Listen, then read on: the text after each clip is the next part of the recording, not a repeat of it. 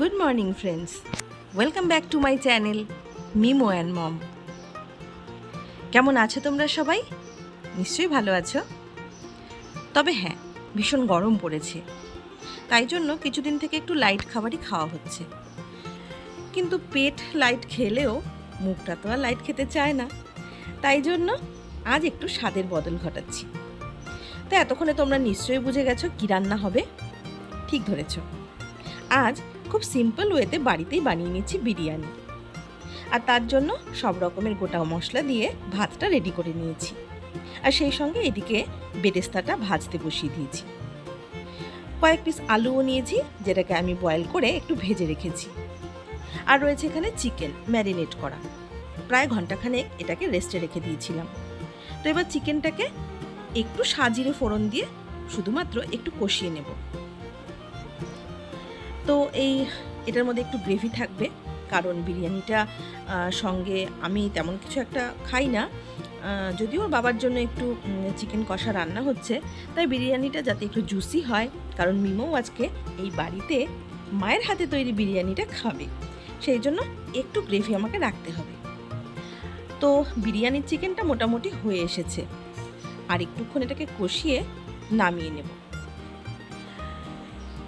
তো মাঝে মধ্যে মিমো যেহেতু এখন একটু আধটু করে খাবার শিখছে, তাই জন্য এইগুলো বানাতে আমার বেশ ভালোই লাগে, তাই এটাও আজকে একটু ট্রাই করে নিই। এদিকে দেখো চিকেন কষাটাও হয়ে এসেছে।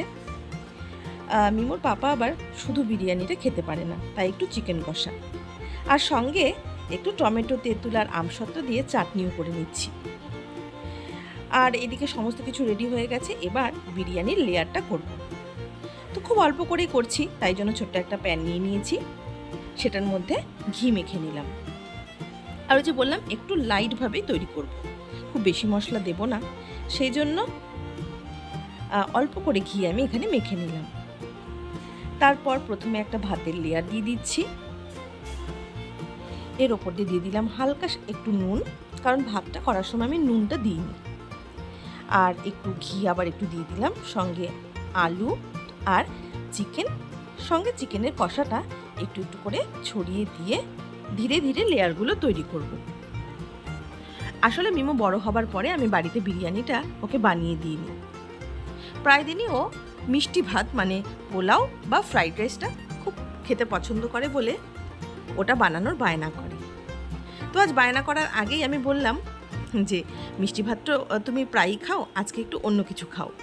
তো বিরিয়ানিটাও কেনাটা খেয়েছে এর আগে, তবে এখন যা গরম পড়েছে আর বাইরের দোকানের খাবারটা একটু অ্যাভয়েড করছি।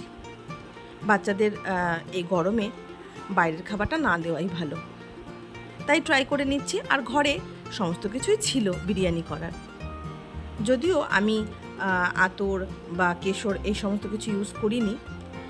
একটু দুধের মধ্যে হালকা 2 ড্রপ কেওড়ার জলটা খালি দিয়েছি, আর সেই সঙ্গে সমস্ত কিছুই ঘরের মশলা, মানে প্রতিদিনকার যেগুলো মশলা আমরা খাই। তো মোটামুটি লেয়ারটা হয়ে এসেছে, লাস্ট লেয়ারটা এখন বাকি রয়েছে। দেখা যাক বিরিয়ানিটা কেমন টেস্ট হয়। তো তোমরাও কিন্তু একদিন অবশ্যই বাড়িতে এই গরমে ট্রাই করে নিতে পারো, কারণ আমরা এখন সবাই ওই তেতো টক এইগুলোই বেশি খাচ্ছি শরীরটাকে ঠিক রাখার জন্য, কিন্তু মুখটা তো এগুলো খেতে খেতে একেবারে কেমন একটা হয়ে গেছে, তাই আজকে একটু টেস্টে বদল ঘটানোর জন্যই এই প্রয়াস। তো এবার বিরিয়ানির আমার সমস্ত লেয়ার করা শেষ, মশলা ঘি সব কিছু দিয়ে দিলাম। এখন এটাকে আমি চাপা দিয়ে এর মধ্যে এটাকে আমি দমে বসিয়ে দেব। শেষে ওই কেওড়ার জল দেওয়া দুধটা দিয়ে দিলাম, কেশরটা আমার ঘরে ছিল না। আর এখানে একটু গার্নিশিংয়ের জন্য 3খানা লঙ্কা আমি দিয়ে দিয়েছি।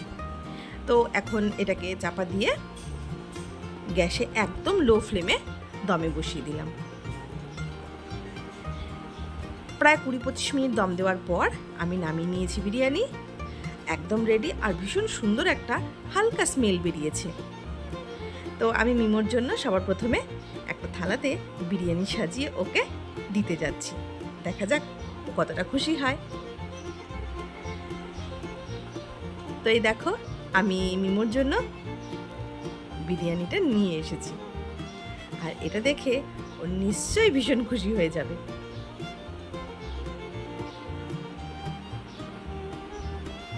এই দেখো ওর এক্সপ্রেশন, ও ভীষণ খুশি আর দারুণ এক্সাইটেড হয়ে গেছে বিরিয়ানিটা টেস্ট করার জন্য। তো বিরিয়ানিটা খেয়ে কেমন লাগলো তোমাদেরকে পরের ভিডিওতে বলবো। ততক্ষণের জন্য তোমরা ভালো থেকো, সুস্থ থেকো, বাই।